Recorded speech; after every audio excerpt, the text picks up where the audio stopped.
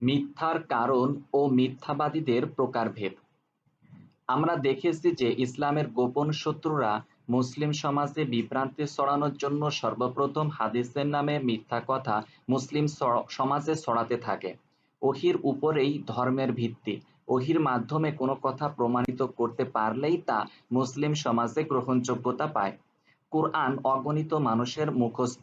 কুরআনের নামে সরাসরি মিথ্যা বা বানোয়াট কিছু বলার সুযোগ কখনোই ছিল না। এজন্য হাদিসের নামে মিথ্যা বলার চেষ্টা তারা করেছে। ক্রমান্বয়ে আরো অনেক মানুষ বিভিন্ন প্রকারের উদ্দেশ্যে হাদিসের নামে মিথ্যা বলতে থাকে।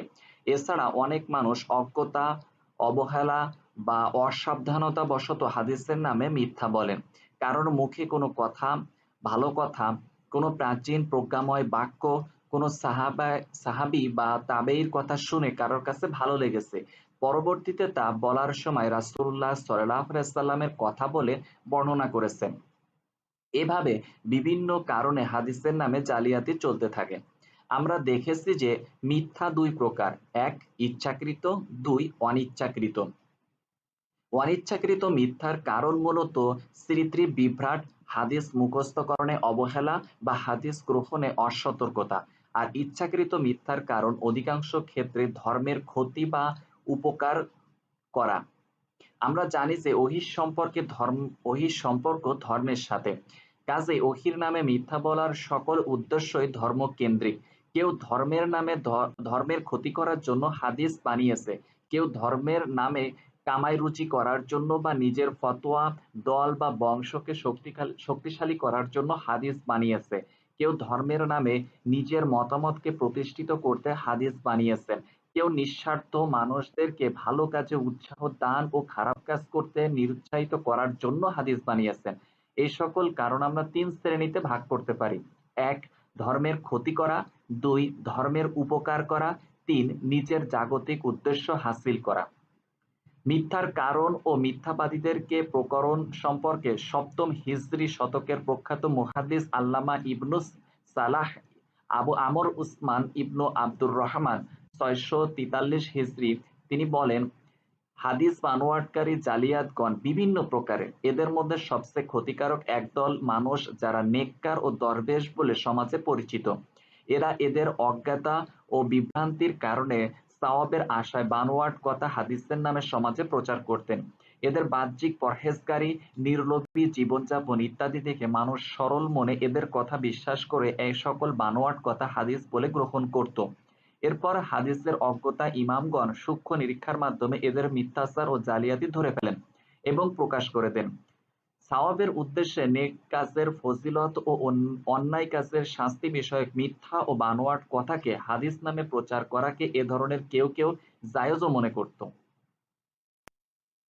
আল্লামা জাইনুদ্দিন ইরাকি বলেন, হাদিস জালকারীগণ তাদের জালিয়াতের উদ্দেশ্য ও কারণের দিক থেকে বিভিন্ন প্রকারের। এক, অনেক জিন্দিক মানুষদেরকে বিভ্রান্ত করার জন্য হাদিস বানিয়েছে। হাম্মাদ ইবনু জাইদ বলেন, জিন্দিকগণ রাসূলুল্লাহ সাল্লাল্লাহু আলাইহি ওয়াসাল্লামের নামে ১০,০০০ হাদিস তৈরি করেছে। দুই, কিছু মানুষ নিজেদেরকে ধর্মীয় মতামত সমর্থন করার জন্য হাদিস জাল করেছেন। তিন, কিছু মানুষ খলিফা ও আমিরদেরকে পছন্দসই বিষয়ে হাদিস জাল করে নিজেদের প্রিয় ভাজন হতে চেষ্টা করেছেন। চার, কিছু মানুষ ওয়াজ ও গল্প বলে অর্থ কামাই করার মানুষে হাদিস জাল করেছেন। পাঁচ, কিছু মানুষ নিজে ভালো ছিলেন কিন্তু তাদের পুত্র ও পরিবারের কোনো সদস্য তাদের পাণ্ডুলিপির মধ্যে মিথ্যা হাদিস লিখে রাখত, তারা বেখেয়ালে তা বর্ণনা করতেন। ছয়, কেউ কেউ নিজেদের ফতোয়া ও মাসআলার দলিল প্রতিষ্ঠার জন্য হাদিস বানাতেন। সাত, কেউ কেউ নতুনত্ব ও অভিনত্ব প্রতিষ্ঠার জন্য বিভিন্ন অপ্রচলিত সনদ ও মতন তৈরি করতেন। আট, কিছু মানুষ এভাবে মিথ্যা হাদিস তৈরি করাকে দিনদার বলে মনে করতেন। তারা তাদের বিভ্রান্তির কারণে মনে করতেন যে মানুষদের ভালো কাজ করানোর জন্য, ভালোর পথে ডাকার জন্য মিথ্যা বলা যায়। এরা নেককার, সংসার ত্যাগী বুজুর্গ হিসেবে সমাজে পরিচিত। হাদিস জালিয়াতের ক্ষেত্রে এদের ক্ষতিই সবচেয়ে মারাত্মক, কারণ তারা এই কঠিন পাপকে নেককর্ম ও সওয়াবের কাজ মনে করতেন। ফলে কোনোভাবেই তাদেরকে এ থেকে বিরত করা যেত না। আর তাদের বাহ্যিক তাকওয়া, নির্লোভ জীবন ও দরবেশি দেখে মানুষেরা প্রভাবিত হতেন এবং তাদের মিথ্যাকে সত্য বলে গ্রহণ ও প্রচার করতেন। এজন্য ইমাম ইয়াহিয়া ইবনু সাঈদ কাত্তান বলতেন, হাদিসের বিষয়ে নেককার বুজুর্গের চেয়ে বেশি মিথ্যাবাদী আমি দেখিনি। তিনি নেককার বুজুর্গ বলতে বুঝিয়েছেন এইসব জাহিলকে যারা নিজেদের নেককার মনে করেন এবং বুজুর্গের পথে চলেন কিন্তু হালাল হারাম বুঝেন না। আমরা এখানে হাদিসের নামে জালিয়াতির প্রধান কারণগুলি ও এতে লিপ্ত মানুষদের বিষয়ে কিছু বিস্তারিত আলোচনা করব ইনশাআল্লাহ। জিন্দিক ও ইসলামের গোপন শত্রুগণ। ইসলামের ইতিহাসের প্রথম অর্ধশতকের মধ্যে ইসলামী বিজয়ের মাধ্যমে এশিয়া ও আফ্রিকার বিস্তীর্ণ এলাকায় ইসলামী রাষ্ট্রের মধ্যে প্রবেশ করে। এইসব দেশের অনেক অমুসলিম নাগরিক স্বেচ্ছায় ইসলাম গ্রহণ করেন, অনেকে তাদের পূর্ব ধর্ম অনুসরণ করতে থাকেন। ইসলামী রাষ্ট্রের পক্ষ থেকে তাদের নিরাপত্তা প্রদান করা হয়। পক্ষান্তরে কিছু মানুষ তাদের পূর্বের বিভিন্ন ধর্ম ও মতামতের প্রতি আনুগত্য ও ভালোবাসা সত্ত্বেও প্রকাশ্যে ইসলাম গ্রহণের কথা বলেন। তারা সমাজে মুসলিম বলে গণ্য হলেও প্রকৃতপক্ষে মুসলিম সমাজে বিভ্রান্তি ছড়ানো ও তথ্য সন্ত্রাসের মাধ্যমে মুসলমানগণদের বিশ্বাস ও কর্ম নষ্ট করাই ছিল তাদের উদ্দেশ্য। অধিকাংশ ক্ষেত্রে এই শ্রেণীর মানুষদেরকে জিন্দিক বলা হতো। এরা তাদের ঘৃণ্য উদ্দেশ্য চরিতার্থ করার জন্য অগণিত মিথ্যা কথা সমাজে হাদিস হিসেবে প্রচার করত। আমরা দেখেছি যে আব্দুল্লাহ ইবনু সাবার নেতৃত্বে এই শ্রেণীর মানুষেরাই প্রথম বানোয়াট হাদিস প্রচার শুরু করেন। এ সকল ভণ্ড জিন্দিক কখনো বা আমির রাদিয়াল্লাহু আনহু ভক্ত, আলীর রাদিয়াল্লাহু আনহু ভক্ত সেজে তার ও তার বংশের পক্ষে বানোয়াট হাদিস প্রচার করত, কখনো বা সুফি দরবেশ শেষে মানুষদের ধোঁকা দিত এবং পার্শ্বিক বা ইহুদি খ্রিস্টানদের বৈরাগ্য ও সন্ন্যাস মার্কা দরবেশের পক্ষে হাদিস বানাতো। তাদের মূল উদ্দেশ্য ছিল ইসলামী বিশ্বাস নষ্ট করা ও তাকে হাস্যাস্পদ ও অযৌক্তিক হিসেবে পেশ করা। এখানে লক্ষণীয় যে তারা সনদ সহ হাদিস বানাতো। তৎকালীন সময়ে সনদ ছাড়া হাদিস বলার কোনো উপায় ছিল না। তারা প্রখ্যাত মুহাদ্দিস ও নির্ভরযোগ্য রাবীগণের নাম জানত। বিভিন্ন সহিহ হাদিসের সনদ তাদের মুখস্থ ছিল। এই সকল সনদের নামে তারা হাদিস বানাতো। এগুলি দিয়ে সাধারণ মানুষদের ধোঁকা দেওয়া খুবই সহজ ছিল। তবে নাকিদ মুহাদ্দিসগণের কাছে এই ধোঁকার কোনো কার্যকারিতা ছিল না। তারা উপরে বর্ণিত নিরীক্ষার মাধ্যমে এদের জালিয়াতি ধরে ফেলতেন।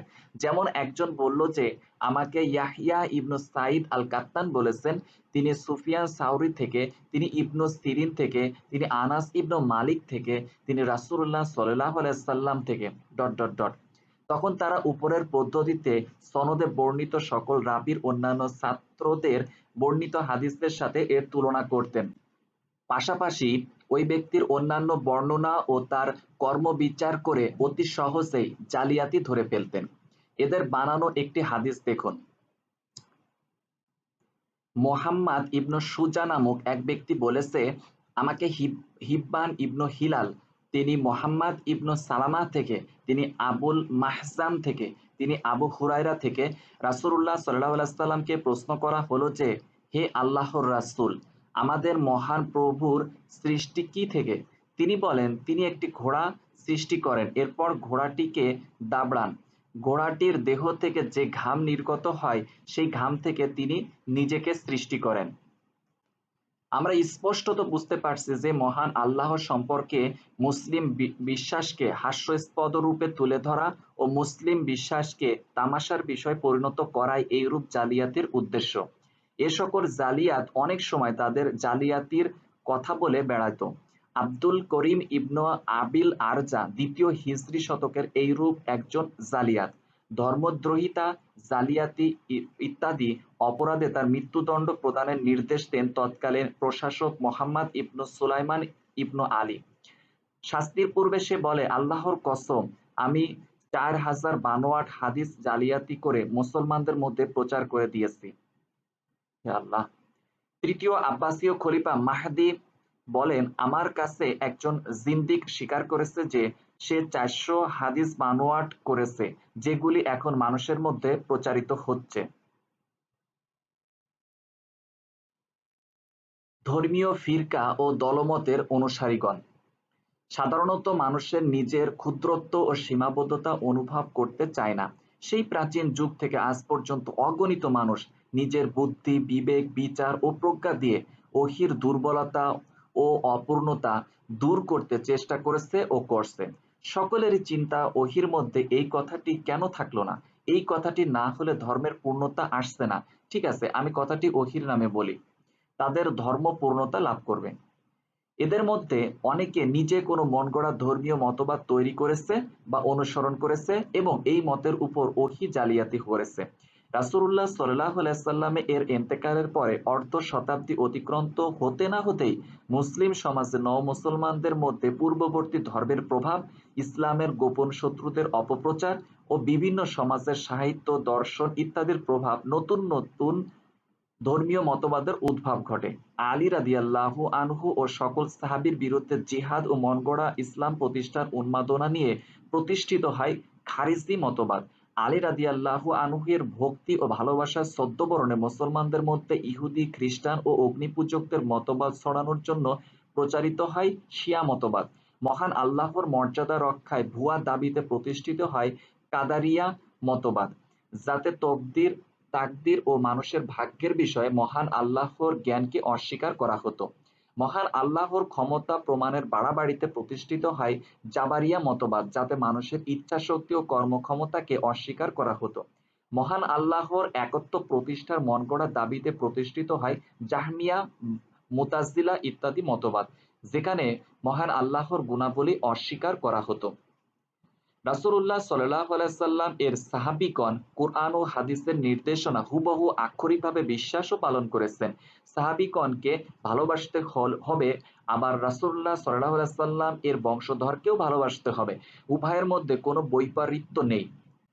নেই কোনো বাড়াবাড়ির অবকাশ। মানুষের ভাগ্যের বিষয়ে আল্লাহর জ্ঞান ও নির্ধারণ যেমন সত্য, তেমনি সত্য মানুষের কর্মক্ষমতা ও ইচ্ছাশক্তি। উভয় বিষয়ের সকল আয়াত ও হাদিস সহজভাবে বিশ্বাস করেছেন তারা। এগুলির মধ্যে কোনো বৈপরীত্য তারা দেখেননি। কিন্তু নতুন মতের উদ্ভাবকগণ কুরআন হাদিসের কিছু নির্দেশনা মানতে চেয়ে বাকিগুলি অস্বীকার বা ব্যাখ্যা করেছেন।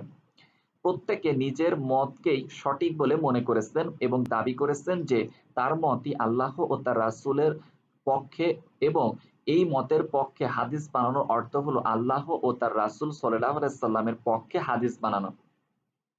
কিছু বানোয়াট বা মিথ্যা কথাকে ওহীর নামে বা হাদিসের নামে বলে যদি আল্লাহ ও রাসূল সাল্লাল্লাহু আলাইহি সাল্লাম এর সঠিক পছন্দের মতকে শক্তিশালী করা যায়, তাহলে অসুবিধা কি? এ তো ভালো কাজ বলে গণ্য করা উচিত। এজন্য তাদের কেউ কেউ যখন তাদের মতের পক্ষে স্পষ্ট কোনো হাদিস পাননি, তখন প্রয়োজনে নিজেদের পক্ষে ও বিরোধীদের বিপক্ষে হাদিস বানিয়ে প্রচার করেছেন। ফকহি ও মাসআলাগত মতভেদের ক্ষেত্রে কখনো কখনো মিথ্যা হাদিস তৈরি করা হয়েছে। এক্ষেত্রে সবচেয়ে বেশি অগ্রগামী ছিলেন শিয়াগণ। নবী বংশের ভক্তির নামে তারা অগণিত বানোয়াট কথা ও ধর্মবংশের অংশ বানিয়েছিলেন। এরপর সেগুলির সমর্থনে অগণিত হাদিস বানিয়ে প্রচার করেছেন। নবীদের পক্ষে সকল মানুষের মধ্যে আলীর শ্রেষ্ঠত্ব, আলীর অগণিত অলৌকিক ক্ষমতা, আলীর পুনরায় দুনিয়ায় ফিরে আসা, আলী বংশের মাহাত্ম্য, তাকে ও তার বংশধরকে বাদ দিয়ে যারা খলিফা হয়েছেন তাদের জুলুম ও শাস্তি, যারা তার বিরোধিতা করেছে তাদের ভয়ঙ্কর পরিণতি ও শাস্তি, যারা তাকে সর্বশ্রেষ্ঠ বলে মানেননি বা অন্যান্য সাহাবীদেরকে ভালোবেসেছেন তাদের ভয়ঙ্কর শাস্তি ইত্যাদি বিষয়ে অগণিত বানোয়াট কথাকে তারা হাদিস নামে প্রচার করেছেন। তাদের জালিয়াতি এত ব্যাপক ছিল যে তাদের আলেমগণও সেসব কথা স্বীকার করতে বাধ্য হয়েছেন।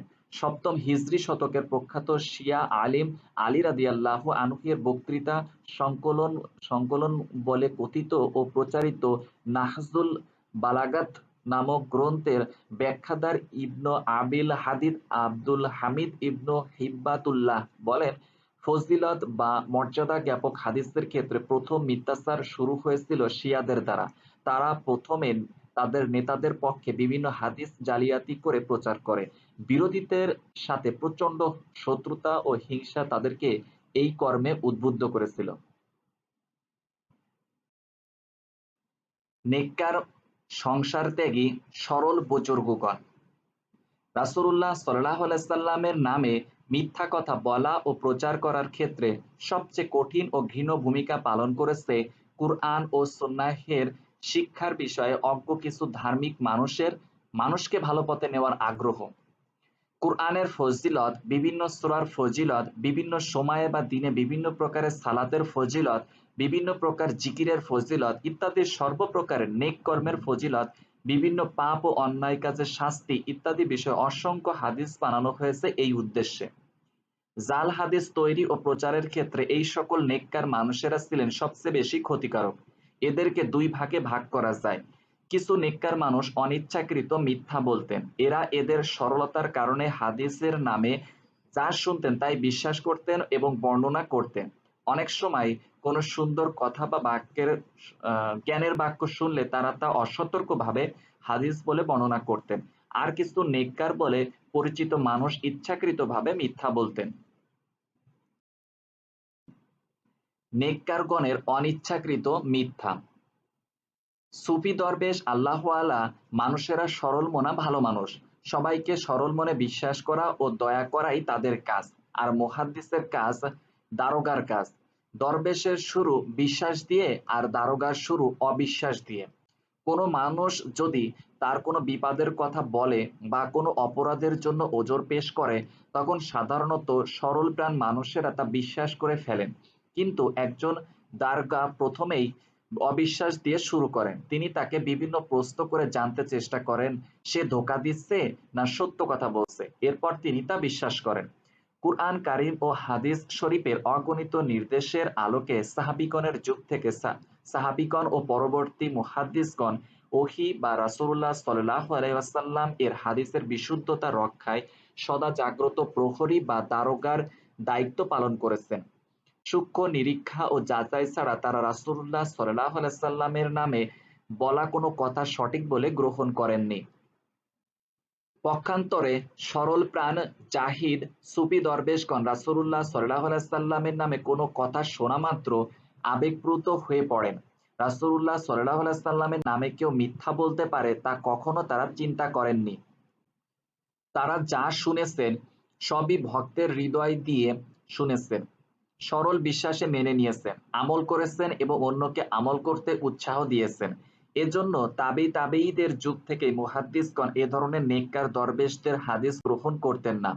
ইমাম মালিক বলতেন, মদিনায় অনেক দরবেশ আছেন যাদের কাছে আমি লক্ষ টাকা আমানত রাখতে রাজি আছি, কিন্তু তাদের বর্ণিত একটি হাদিসও আমি গ্রহণ করতে রাজি নই। ইয়াহইয়া ইবনে সাঈদ আল-কাত্তান বলেন, নেককার বুজুর্গরা রাসূলুল্লাহ সাল্লাল্লাহু আলাইহি ওয়াসাল্লাম এর হাদিসের বিষয়ে যত বেশি মিথ্যা বলেন, অন্য কোনো বিষয়ে তারা এমন মিথ্যা বলেন না।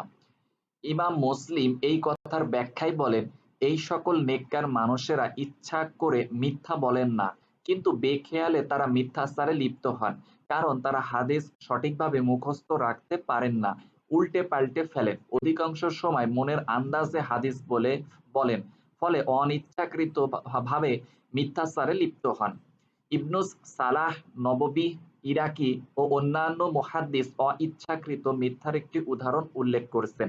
এই অনিচ্ছাকৃত মিথ্যা হাদিসটি ইমাম ইবনু মাজাহ তার সুনানে সংকলন করেছেন। তিনি বলেন, আমাদেরকে ইসমাইল ইবনু মুহাম্মদ আত-তালহি বলেছেন, আমাদেরকে সাবিত ইবনু মুসা আবু ইয়াজিদ বলেছেন, তিনি শরীক থেকে, তিনি আমাশ থেকে, তিনি আবু সুফিয়ান থেকে, তিনি জাবির রাদিয়াল্লাহু আনহু থেকে, তিনি বলেছেন, রাসূলুল্লাহ সাল্লাল্লাহু আলাইহি ওয়াসাল্লাম বলেছেন, যার রাতের সালাত অধিক হবে, দিবসে তার চেহারা সৌন্দর্যময় হবে। মুহাদ্দিসগণ তুলনামূলক নিরীক্ষার মাধ্যমে নিশ্চিত রূপে জানতে পেরেছেন যে এই কথা রাসূলুল্লাহ সাল্লাল্লাহু আলাইহি ওয়াসাল্লামের নামে বানোয়াট কথা। তবে তা ইচ্ছাকৃত মিথ্যা বা অনিচ্ছাকৃত মিথ্যা সে বিষয়ে তারা মতভেদ করেছেন। ইবনু মাজাহার উস্তাদ ইসমাইল ও অন্যান্য অনেক মুহাদ্দিস এই হাদিসটির আবু ইয়াজিদ সাবিত ইবনু মুসা ইবনু আব্দুর রহমান থেকে শুনেছেন ও লিখেছেন। একমাত্র তিনিই এই হাদিসটির বর্ণনাকারী।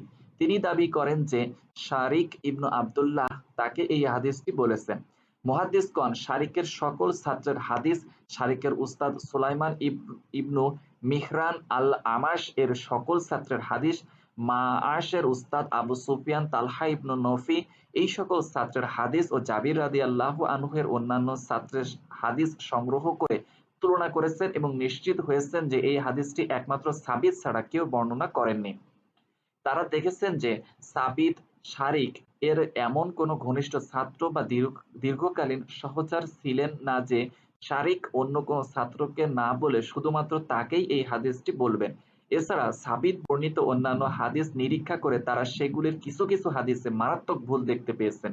এভাবে সামগ্রিক নিরীক্ষার মাধ্যমে তারা নিশ্চিত হয়েছেন যে সাবিত ইচ্ছাকৃত বা অনিচ্ছাকৃতভাবে মিথ্যা বলেছেন। সাবিত ইবনু মুসা তৃতীয় হিজরি শতকের একজন নেককার আবেদ ও দরবেশ ছিলেন। তার ধার্মিকতার কারণে সাধারণভাবে অনেক মুহাদ্দিস তার প্রতি ভালো ধারণা পোষণ করতেন। তবে তুলনামূলক নিরীক্ষার মাধ্যমে তারা দেখেছেন যে তার বর্ণিত হাদিসের মধ্যে বেশ কিছু হাদিস ভুল বা মিথ্যা বলে প্রমাণিত। তিনি যে সকল উস্তাদের সূত্রে হাদিসগুলো বলেছেন সে সকল উস্তাদের দীর্ঘদিনের বিশেষ ছাত্র বা অন্য কোনো ছাত্র সেই হাদিস বলছেন না। এজন্য কোনো মুহাদ্দিস তাকে মিথ্যাবাদী বলেছেন। ইমাম ইয়াহইয়া ইবনু মাইন সাবিত সম্পর্কে বলেন তিনি মিথ্যাবাদী। কোনো মুহাদ্দিস সাবিতের অনিচ্ছাকৃত মিথ্যার কারণ উল্লেখ করেছেন। মোহাম্মদ ইবনু আবদুল্লাহ ইবনু নুমাইর বলেন হাদিসটি বাতিল। সাবিত বুঝতে না পেরে হাদিসটি বলেছেন। শারিক ইবনু আবদুল্লাহ হাসি মশকরা করতে ভালোবাসতেন, আর সাবিত ছিলেন নেককার আবেদ মানুষ। সম্ভবত শারিক যখন হাদিস বলেছেন তখন সাবিত সেখানে উপস্থিত হন।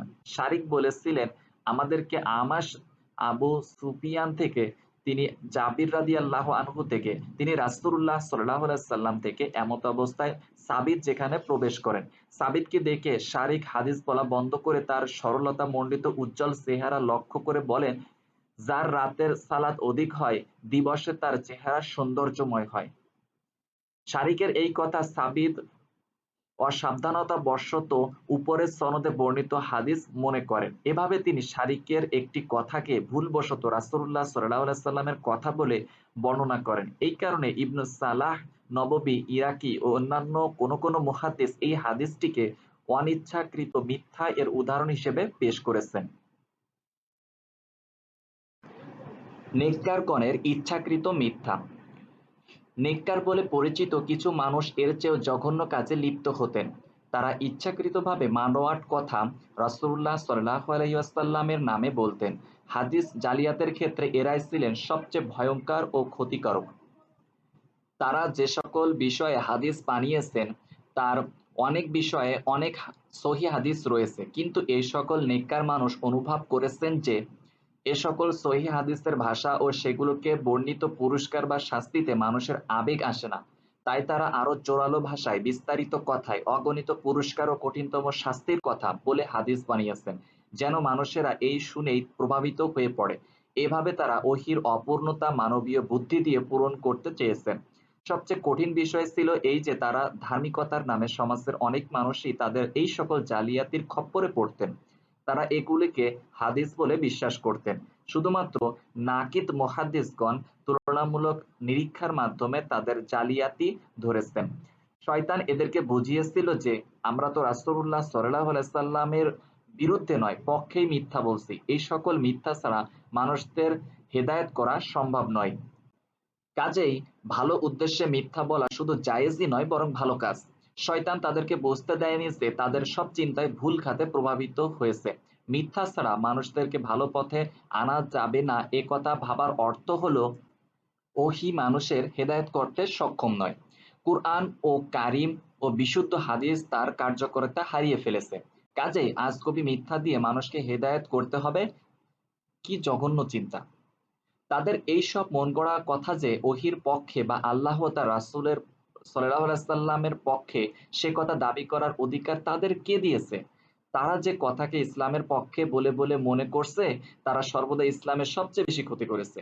আজগবি গল্প, অল্প কথার অকল্পনীয় সওয়াব, সামান্য অন্যায়ের বা পাপের ঘোরতর শাস্তি, বিভিন্ন সৃষ্টির বিষয় নিয়ে কাল্পনিক কাহিনী, কাল্পনিক অলৌকিক কাহিনী, বিভিন্ন বানোয়াট ফজিলতের কাহিনী ইত্যাদি মুসলিম উম্মাহকে ইসলামের মূল শিক্ষা থেকে বিচ্যুত করেছে। অগণিত অকুসংস্কার ছড়িয়েছে তাদের মধ্যে। নফল ইবাদতের সোয়াবকে বানানো মনগড়া সোয়াবের কল্পকাহিনী মুসলিম উম্মাহকে ফরজ দায়িত্ব ভুলিয়ে দিয়েছে। অগণিত মনগড়া আমল মুসলমানদেরকে কুরআন ও সহিহ হাদিসে বর্ণিত কর্ম ও দায়িত্ব থেকে দূরে সরিয়ে দিয়েছে। আমরা পরবর্তী অধ্যায়ে বানোয়াট হাদিসগুলো আলোচনার সময় এই সবের অনেক উদাহরণ দেখতে পাবো।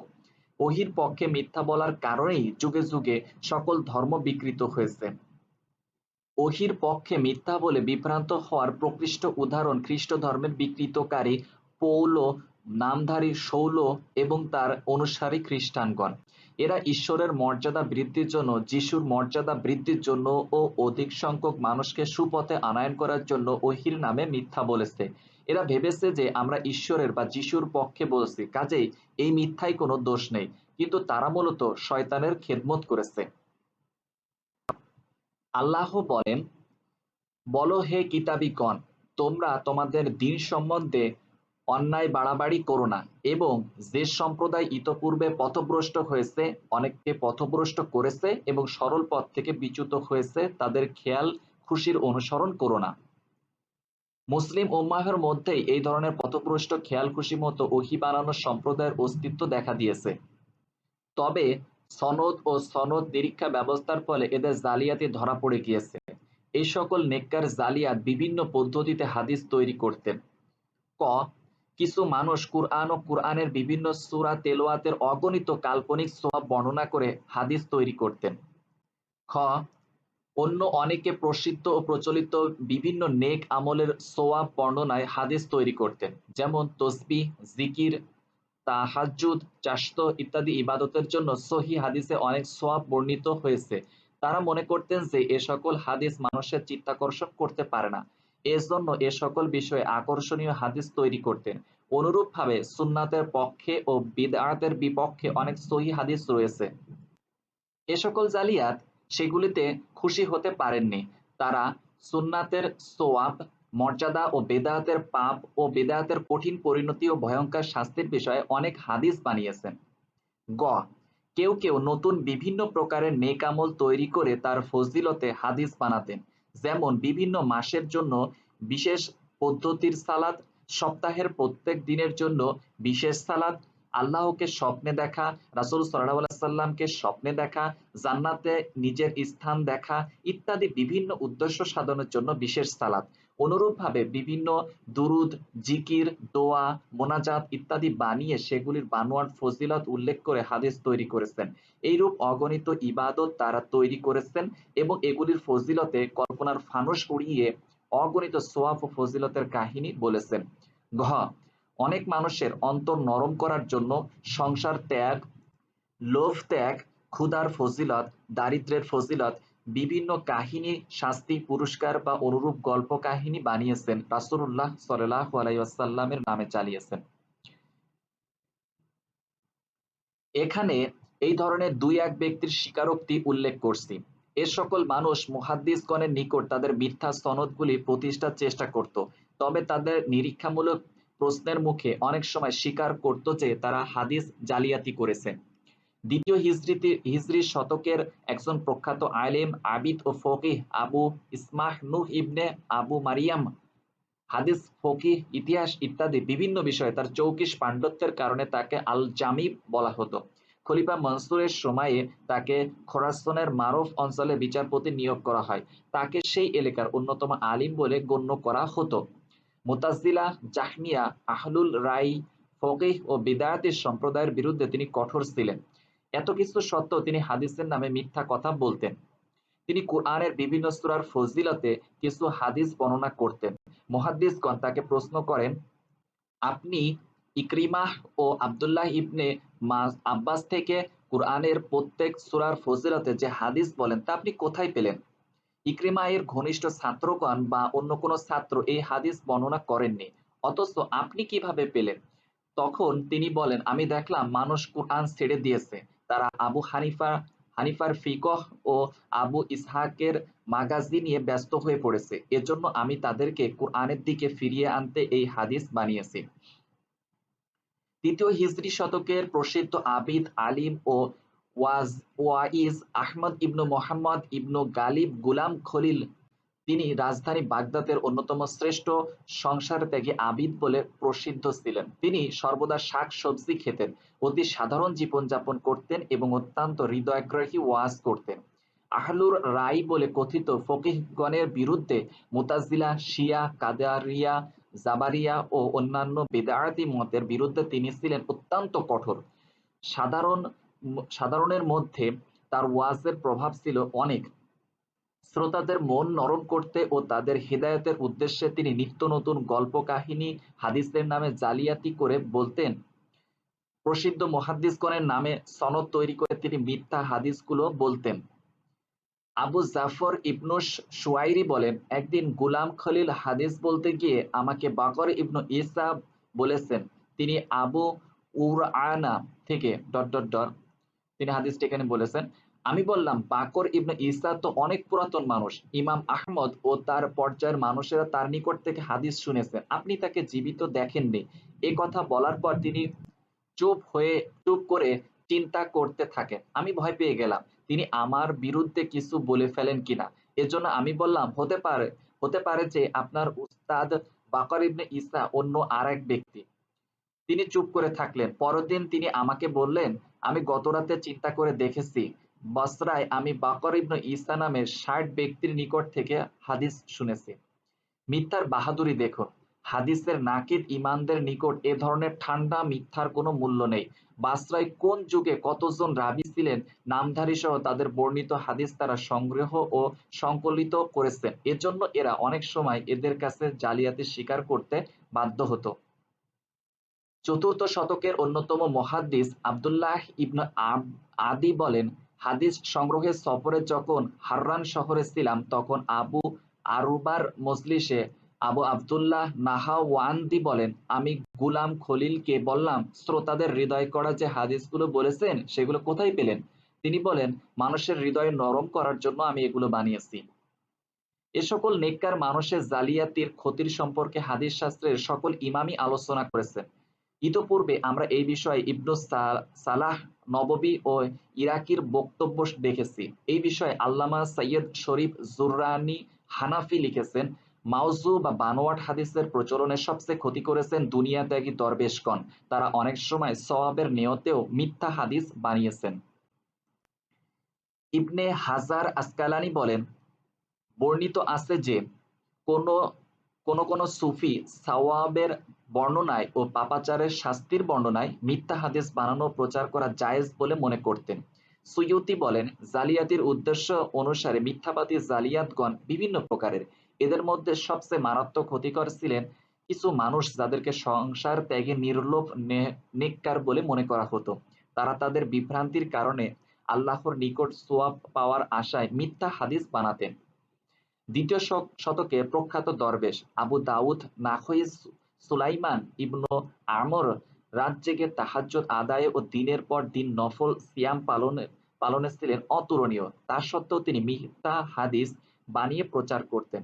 আবু বিশর আহমদ ইবনু মোহাম্মদ আল মারওয়াজি খোরাসানের অন্যতম ফকিহ, আবিদ ও সুন্নাতের সৈনিক ছিলেন। সুন্নাতের পক্ষে এবং বেদাতপন্থীদের বিরুদ্ধে তিনি ছিলেন খড়গহস্ত। কিন্তু তিনি মিথ্যা কথাকে হাদিসের নামে প্রচার করতেন।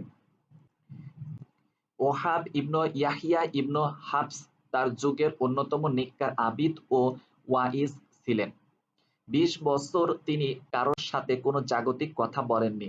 তিনিও হাদিসের নামে জঘন্য মিথ্যা কথা বলতেন। আল্লামা আলিকারি লিখেছেন, অত্যাধিক ইবাদত বন্দেগীতে লিপ্ত সংসারত্যাগী দরবেশগণ শবে বরাতের নামাজ, রজব মাসের নামাজ ইত্যাদি বিভিন্ন ফজিলতের বিষয়ে অনেক বানোয়াট কথা হাদিস নামে প্রচার করেছেন।